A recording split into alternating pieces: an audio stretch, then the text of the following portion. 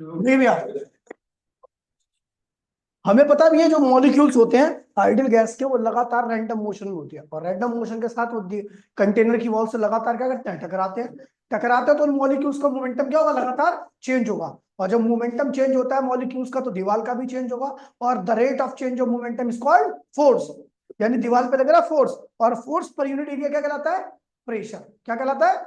तो यहाँ पर हमें प्रेशर की डेरिवेशन करनी है। ठीक है भैया, बहुत इंपॉर्टेंट है, ध्यान रखना, बहुत ज्यादा इंपॉर्टेंट है। गेट बैठ दूंगा, ठीक है। इंपॉर्टेंट, बहुत ज्यादा इंपॉर्टेंट डेरिवेशन है, पहले आपको बता दे रहा हूं मैं, ठीक है। तो इसलिए ध्यान से करना, ठीक है। तो हमने लिया एक मॉलिक्यूल, ये रहा मॉलिक्यूल, ठीक है। वो एक कंटेनर के अंदर है, ठीक है। अगर मैं इस कंटेनर के डायमेंशन की बात करूं तो उसकी लंबाई क्या है, एल है। चौड़ाई क्या है, बी है। ऊंचाई क्या है, एच है। लंबाई, चौड़ाई और ऊंचाई तीनों आपकी दे रखी है, ठीक है। इसके अंदर एक पार्टिकल है जिसकी वेलोसिटी क्या है, वी है, ठीक है। वो वी वेलोसिटी जा रहा है, तो अगर ये वी वेलोसिटी से जा रहा है, तो इसकी एक्स के लॉन्ग कितनी वेलोसिटी होगी, वी एक्स। वाई के लॉन्ग कितनी होगी, वी वाई। और जेड के लॉन्ग कितनी होगी, वी जेड। ये जो वी वेक्टर होगा वो किसके बराबर होगा, v x i cap, v y j cap, और वी जेड के कैप। अगर मैं इस वेक्टर का मैग्नीट्यूड निकालूं तो वो क्या होगा, under root v x square plus v y square plus v z square. और अगर मैं स्क्वायर कर दूं इसका, तो क्या हो जाएगा, ये क्या होगा, v x square v y square v z square. ये हो गया इस मॉलिक्यूल की velocity along x axis, y axis और जेड एक्सिस, ठीक है। यहां पर मैंने बता रखा है कि एन क्या है, टोटल नंबर ऑफ मॉलिक्यूल है, ठीक है। एम क्या है, हर मॉलिक्यूल का मास। एल क्या है, लेंथ ऑफ कंटेनर, कंटेनर की जो लंबाई है जिसके अलावा मॉलिक्यूल चल रहा है ना, उसकी लंबाई क्या है, एल है, ठीक है। बी क्या है, विड्थ ऑफ कंटेनर, कंटेनर की आपकी क्या है, चौड़ाई है। और एच क्या है, हाइट ऑफ कंटेनर। समझ गया? अब एक चीज देखिए भैया, बेटा इसे समझ लो, ये डेरिवेशन ऐसे समझ में नहीं आएगी, बंद कर लो मैथ्स, ठीक है। अब देखिए क्या कह रहा है, ये हमें पता लग गया, ये हो गया आपका, ठीक है। मैं बात करूंगा सिंगल मॉलिक्यूल की, ठीक है। तो आपका मॉलिक्यूल, मैं केवल अभी एक डायरेक्शन ले रहा हूं, एक्स के लॉन्ग, एक्स एक्सिस की बात कर रहा हूं। तो जो मॉलिक्यूल जा रहा है वो, उसकी एक्स के लॉन्ग वेलोसिटी कितनी है, एक्स वी एक्स। मास कितना है उसका, एम। तो उसका मोमेंटम कितना होगा, एम वी एक्स। कितना होगा, इनिशियल मोमेंटम हो जाएगा m v x. After collision, जब ये दीवार से टकरा जाएगा, जब ये इस दीवार से टकरा जाएगा ये वाला मॉलिक्यूल, तो इसका फाइनल मोमेंटम क्या होगा, माइनस एम वी एक्स। हम जानते हैं भैया वेलोसिटी सेम रहेगी, वेलोसिटी में कोई चेंज आने वाला नहीं है। तो total change in momentum along x axis क्या होगा, minus two m v x. ये किसका मोमेंटम चेंज हुआ है, मॉलिक्यूल का, ठीक है। ये मॉलिक्यूल का मोमेंटम चेंज है, मॉलिक्यूल का। तो वॉल का momentum, change in momentum of wall, change in momentum of wall, momentum of wall कितना होगा, तो इसी का अपोजिट कर दो। तो भैया मोमेंटम, वॉल का मोमेंटम कितना चेंज हुआ, टू एम वी एक्स। ये वॉल का मोमेंटम चेंज हुआ। अब देखिए भैया, ये मोमेंटम जब चेंज हुआ तो इस चेंज में कुछ टाइम लगा होगा, ठीक है। तो हम जानते भैया मॉलिक्यूल यहां से गया था, यहां टकराया, सुन लीजिए, यहां पे हमें वो टाइम लेना जिसमें आपका दो कोलिजन हो, मतलब एक कोलिजन हुआ फिर दूसरे कोलिजन हुआ, उनके बीच का टाइम लेना में। तो आपको पता भैया मॉलिक्यूल टकराया, फिर वापसी वो यहाँ वहां पे आया होगा, और फिर वापसी इस कंटेनर की वॉल से टकराया होगा। तो इसने इस दौरान में कितना डिस्टेंस कवर किया, 2L। अब देखो ना, पहले एक बार यहां टकराया, फिर वापसी आया, फिर जाके टकराया, तो कितना टाइम लगा, 2L, ठीक है। टाइम निकाल रहा हूं मैं, time, time of to consecutive collision, time of to consecutive collision, दो कंसेक्यूटिव कोलिजन के बीच का टाइम तो हम निकाल रहे हैं। तो भैया टाइम कितना, टाइम क्या होता है, डिस्टेंस अपॉन में स्पीड। तो भैया उस टाइम को मैंने लिया डेल्टा टी। तो कितने, दो कंसेक्यूटिव कोलिजन के बीच का टाइम क्या होता है, बहुत छोटा होता है, तो मैंने डेल्टा टी लिया है, ठीक है। तो कुल डिस्टेंस कितना ट्रेवल किया, पहला कोलिजन यहां पे हुआ, फिर मॉलिक्यूल वापसी आया, फिर वापसी गया, तो दूसरा कोलिजन हुआ, तो डिस्टेंस कितना ट्रेवल किया उन्होंने, 2L। और कितनी स्पीड थी, इसके अलावा कितनी स्पीड है, वी एक्स, कितनी है, वी एक्स। देन फोर्स क्या होगा, देन फोर्स ऑन वॉल कितना होगा due to single molecule. Single molecule की जो वॉल पे जो फोर्स लगेगा उसको हम निकालेंगे स्मॉल एफ। ये एक्स के अलॉन्ग का फोर्स है और उसकी वैल्यू क्या होगी डेल्टा पी एक्स अपॉन में delta T. Delta P x की वैल्यू क्या रखिए 2 mvx अपॉन में 2 lvx है ना। 2 से 2 क्या हुआ कैंसिल हो गया। ये ऊपर लिया हुआ क्या होगा mvx स्क्वायर अपॉन में l। ये हो गया आपका फोर्स। क्या आ गया फोर्स। ये फोर्स आ गया आपका ठीक है। अब हमें पता भी है कि ये जो फोर्स है ये पर यूनिट एरिया क्या कहलाता है प्रेशर। क्या कहलाता है प्रेशर। तो हमने क्या कहा भैया then pressure exerted by single molecule कितना होगा भैया। तो ये क्या हो जाएगा आपका फोर्स एक्स के लॉन्ग प्रेशर है ना अपॉन में एरिया। तो फोर्स कितना है भैया mvx स्क्वायर अपॉन में l। और एरिया कितना किस एरिया पे लग रहा है तो भैया चौड़ाई कितनी है h। ठीक है ये इसका एरिया जिस पे कंटेनर पे टकराना जिस वॉल पे टकराना उसका एरिया की बात करूंगा। तो उसके डायमेंशन की बात करूं तो लंबाई तो ये l थी चौड़ाई कितनी थी भैया b थी और ऊंचाई कितनी थी। तो इसका एरिया कितना होगा b इंटू में h। क्या होगा b इंटू में h। देखिए भैया mvx स्क्वायर अपॉन में lbh हो जाएगा। और lbh क्या होता है mvx स्क्वायर अपॉन में क्या होगा वॉल्यूम। क्या आ गया वॉल्यूम। तो एक मॉलिक्यूल के द्वारा लगाया गया कुल प्रेशर है।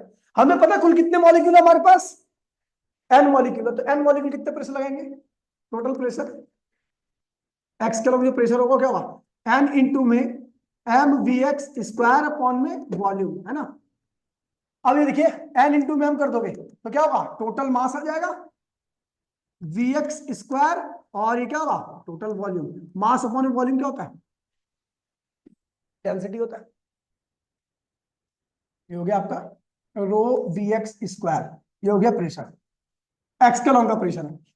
तो हमें पता ही तो एक्स के लॉन्ग का होगा ऐसे क्या होगा वाई के लॉन्ग भी लग रहा होगा ऐसे क्या होगा जेड के लॉन्ग। तो टोटल प्रेशर क्या होगा देन एवरेज प्रेशर क्या होगा p x plus p y plus p z upon में 3। तो पी एक्स की वैल्यू क्या रखी है रो वी एक्स स्क्वायर हाँ रो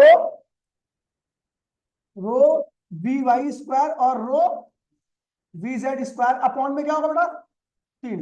तो अगर आप रो कॉमन ले लोगे और 3 कॉमन ले लोगे अंदर क्या बचेगा v x square v y square और वी जेड स्क्वायर। इसकी वैल्यू क्या है इसकी वैल्यू क्या है वी स्क्वायर। तो आपका जो टोटल प्रेशर लग रहा होगा क्या है 1/3 rho we square 1/3 rho we square. ये क्या है total pressure on the wall of container. ये होता है भैया एक बार इस डेरिवेशन को आप कर लो मेरी मानो तो भैया फटाफट जल्दी से। अब देखिए भैया तो ये आपका आंसर आ गया हाफ रो वी स्क्वायर। ये देखो 1/3 रो वी स्क्वायर है ना। अब देखिए यहाँ पे बहुत सारा रिलेशन है बेटा प्लीज बोलिए मत ठीक है रिलेशन इसे ध्यान रखना। देखिए पहला रिलेशन क्या है relation between pressure and kinetic energy per unit volume. तो देखिए भैया प्रेशर हमने क्या पढ़ा half 1/3 rho we square. Pressure देखो अगर मैं प्रेशर को देखूंगा तो क्या होगा 1/3 रो को क्या लिखूंगा mass upon volume we square. ठीक है तो पी क्या होता है 1/3 वी को इधर लाओ पीवी हो गया वी को इधर लिया होगा तो पीवी हो जाएगा 1/3 mv स्क्वायर हो गया। मैंने यहां से 2 से मल्टीप्लाई कर दिया और 2 से डिवाइड कर दिया अभी कोई फर्क तो नहीं पड़ा। तो मैंने पीवी इक्वल्स में क्या हो जाएगा आपका 2/3 इंटू में half mv square. Half mv square क्या होता है बेटा काइनेटिक एनर्जी होता है। तो पीवी इक्वल्स में क्या हो जाएगा आपका 2/3 काइनेटिक एनर्जी। क्या आ गया और इसको अगर आप सॉल्व करके लिखना चाहो तो आप इसको लिख सकते हो काइनेटिक एनर्जी इक्वल्स टू में क्या होता है 3/2 पीवी। और पीवी किसके बराबर होता है 3/2 पीवी किसके बराबर होता है एन आर। ठीक है अब एक चीज देखो भैया, अगर मैं इसमें देखो, ये तो काइनेटिक आ गई, ये भी काइनेटिक है, ये भी काइनेटिक है आइडियल गैस की, ठीक है। लेकिन यहां से आपका एक और रिलेशन आएगा बहुत ज्यादा इंपॉर्टेंट। काइनेटिक को आप क्या लिखोगे, 1/2 mv², और ये क्या हुआ बराबर में 3/2 nRT। तो यहाँ पे आप देखो कांस्टेंट क्या क्या है, तो कांस्टेंट आपका 1/2 और m कांस्टेंट है, और 3/2 nr कांस्टेंट है। तो आप देखोगे v square is directly equal to क्या हो रहा है, ये भी बहुत इंपॉर्टेंट है, यानी टेम्परेचर बढ़ाओगे तो वेलोसिटी क्या होगी, बढ़ जाएगी। समझ गए, तो इस चीज को ध्यान रखना, ठीक है। आगे बढ़ते हैं भैया, बहुत काम के रिलेशन है आपके। ये देखो यहां से आपको पता लग जाएगा, फिर टेम्परेचर डिपेंडेंस आ जाएगी। अब तो हमने देखा भी काइनेटिक क्या थी, काइनेटिक 3/2 क्या थी, एनआरटी आई थी, क्या थी, पीवी थी और एनआरटी भी थी। अच्छा आर क्या होता है, आर क्या होता है, आइडियल गैस कांस्टेंट फॉर 1 मोल। तो के क्या हो जाएगा आपका 3/2, एन ने क्या, एन क्या होगा नंबर, गिवन नंबर अपॉन में, गिवन नंबर अपॉन में एवोगाड्रो नंबर, ये मोल हो गया। आर क्या होगा, एन ए इंटू में के बी, बोल्ट्जमैन कांस्टेंट याद नहीं आता आपको, इंटू में टी। एन से एन ए कैंसिल हो गया, तो काइनेटिक नहीं क्या होगी 3/2 एन के बी टी। तो ये है भैया काइनेटिक एनर्जी किसका, एन मॉलिक्यूल्स का, किसका, एन मॉलिक्यूल्स का। अगर नंबर ऑफ मॉलिक्यूल एक है तो के क्या हो जाएगा 3/2 के बी टी, यानी एक सिंगल पार्टिकल का जो काइनेटिक होती है वो क्या होती है 3/2 के B T.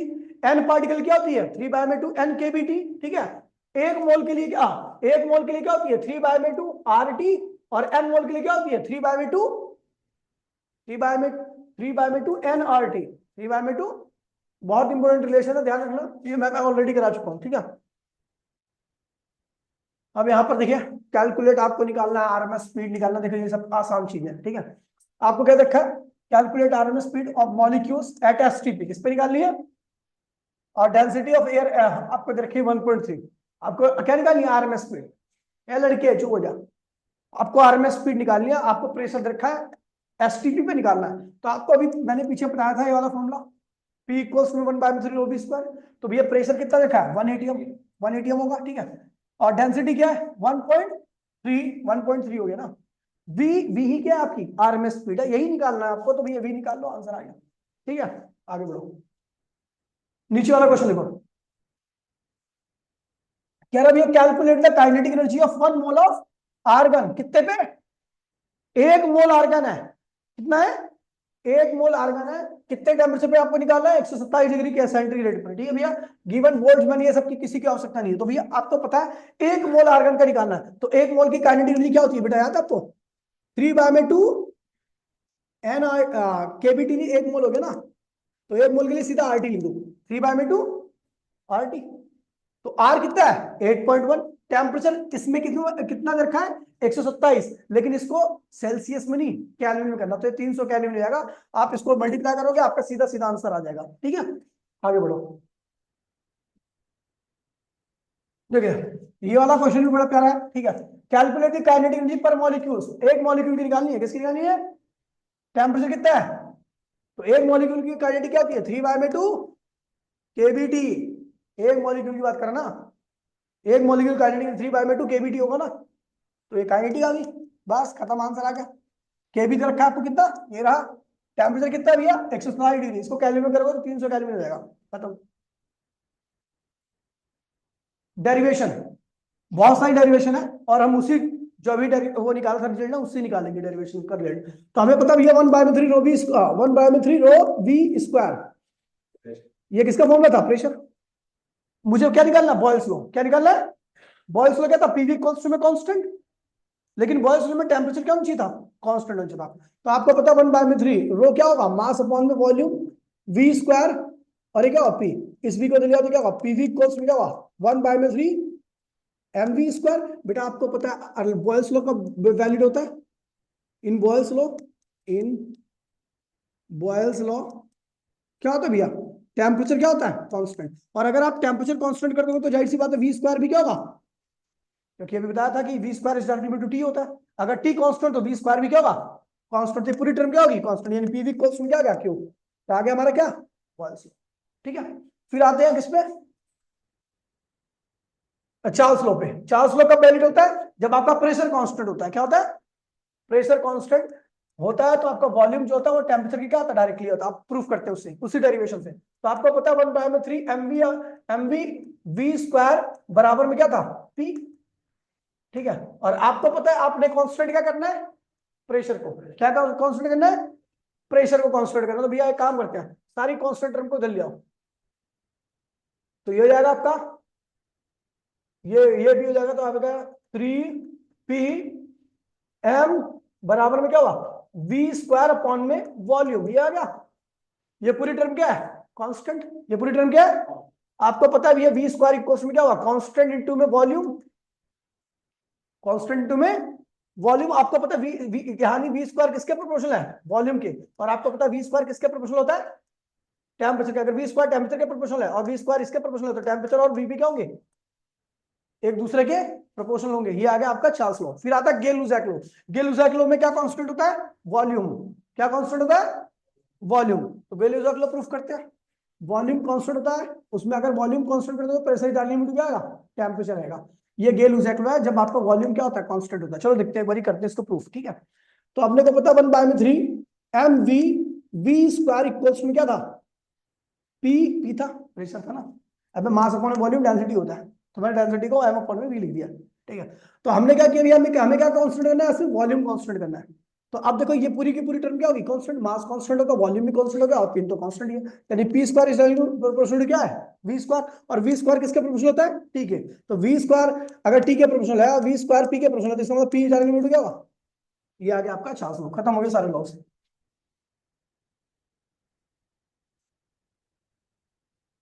Graham's law of diffusion out of syllabus. ठीक है, देखिए एवरेज स्पीड निकालनी है। ठीक है, एवरेज स्पीड निकालने में कुछ नहीं है, इसमें क्वेश्चन आते हैं सेंट्रल स्कूल में, पिछले साल ही आया था क्वेश्चन। कह रहा भैया मॉलिक्यूल की कुछ मॉलिक्यूल की स्पीड रखी होगी। ठीक है, कहेगा एवरेज स्पीड निकालो। एवरेज स्पीड निकालने नहीं आते हुआ, मान लो पहली स्पीड रखी है, दूसरी स्पीड रखी है, तीसरी स्पीड रखी है, क्या बोलेगा एवरेज स्पीड निकालो। तो सारी स्पीड को जोड़ो और उनका क्या निकाल दो, एवरेज निकाल दो, है ना। फिर आरएमएस वैल्यू, देखिए बेटा आरएमएस वैल्यू निकालने के लिए आप क्या करोगे, सारी जो स्पीड दे रखी है उन सबका स्क्वायर करोगे, ऐड करोगे, divide by number of speed और अंडर रूट कर दोगे, तो क्या आ गया भैया, आरएमएस स्पीड आ गया। ठीक है, अब देखिए यहाँ पे तो एक क्वेश्चन है, ये सेंट्रल स्कूल में आया था। 2 4 6 है स्पीड, क्या निकालनी है, एवरेज। एवरेज निकाल दिया, अब निकाल दिया। फिर उसके बाद आरएमएस निकालना था, एवरेज भी निकाल दिया इस तरीके से। ठीक है, आगे बढ़ो भैया। डिग्री ऑफ फ्रीडम, ओए अब ये समझ लो भैया, ये समझ लो, ये इंपॉर्टेंट टॉपिक है। डिग्री ऑफ फ्रीडम क्या होता है, डिग्री ऑफ फ्रीडम किसी भी एटम मॉलिक्यूल्स का नंबर ऑफ वेज होती है जहां पर वो अपनी एनर्जी को क्या करता है, खर्च कर सकता है। समझ गया।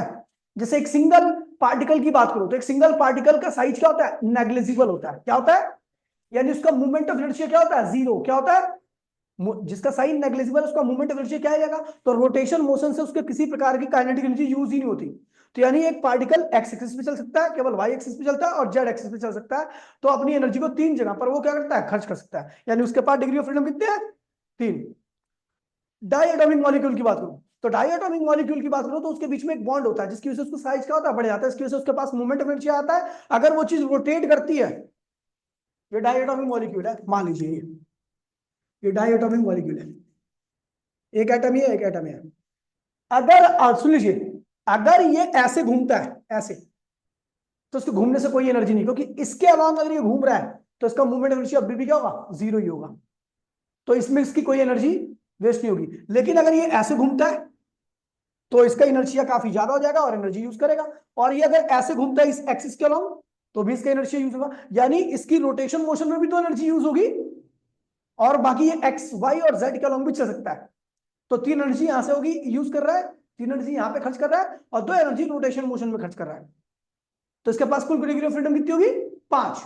ठीक है, तो हमने बोला भैया डिग्री ऑफ फ्रीडम वो होती है जहां पर भैया उसकी एनर्जी वेस्ट होती है। फिर हमने डिग्री ऑफ फ्रीडम का एक फॉर्मुला निकाल दिया। ठीक है, दो पार्टिकल का, एन पार्टिकल का डिग्री ऑफ फ्रीडम का फॉर्मुला क्या होगा, ये है 3n माइनस आर।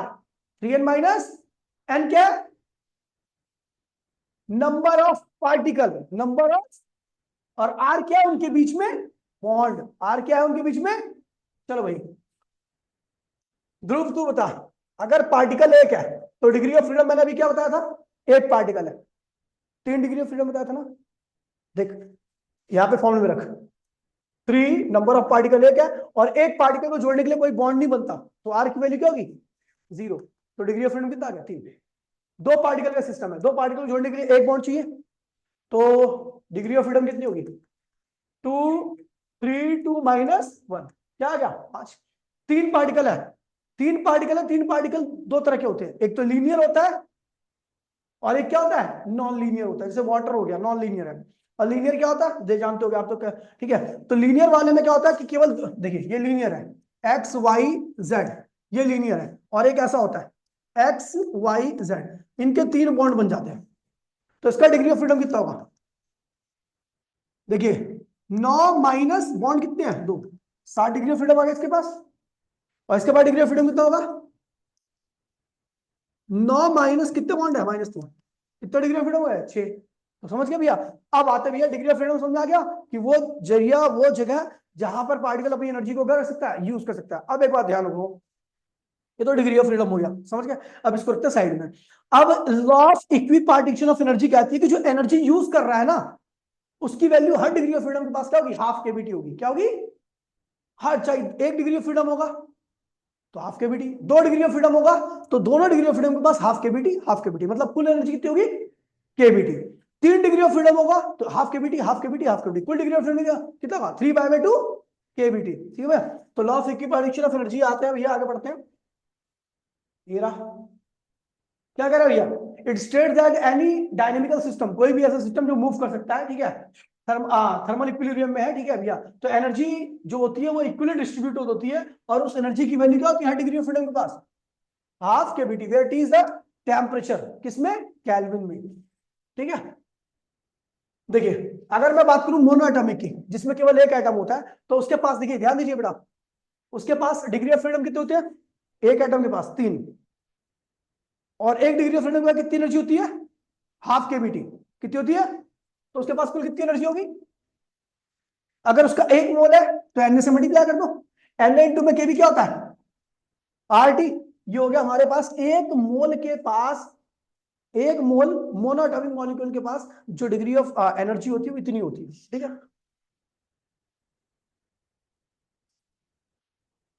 हाँ बोल रमान, नो सही,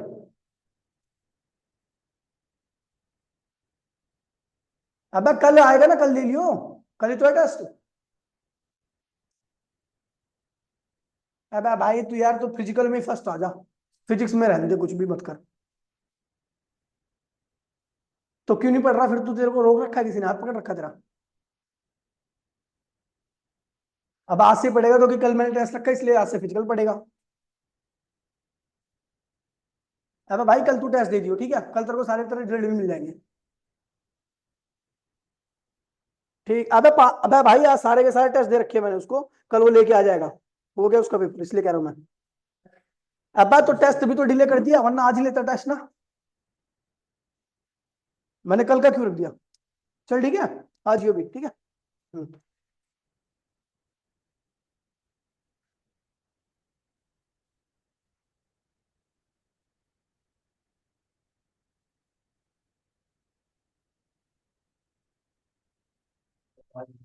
बाबू रुक जाओ एक minute.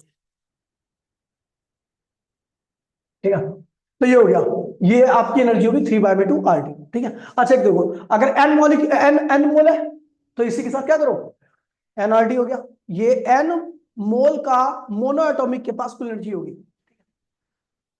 Law of equipartition of energy क्या कहता है भैया, प्रत्येक डिग्री ऑफ फ्रीडम के पास कितनी एनर्जी रहेगी हाफ केबीटी, ठीक है। डाई एटॉमिक की बात करूं तो कितने डिग्री ऑफ फ्रीडम होते हैं 5, हर डिग्री ऑफ फ्रीडम के पास कितनी एनर्जी होगी 5/2 केबीटी, तो भैया एन मॉलिक्यूल के पास कितनी एनर्जी होगी, ठीक है भैया, एन के पास, ठीक है, एन मॉल के पास, ठीक है भैया। पॉलीएटॉमिक के पास ऐसी कर लेना बिल्कुल सेम, ठीक है। उसके बाद है भैया स्पेसिफिक हीट, बहुत इंपॉर्टेंट फॉर्मूला है, ठीक है। चलो कोई नहीं, अभी टाइम मिल जाएगा, ठीक है।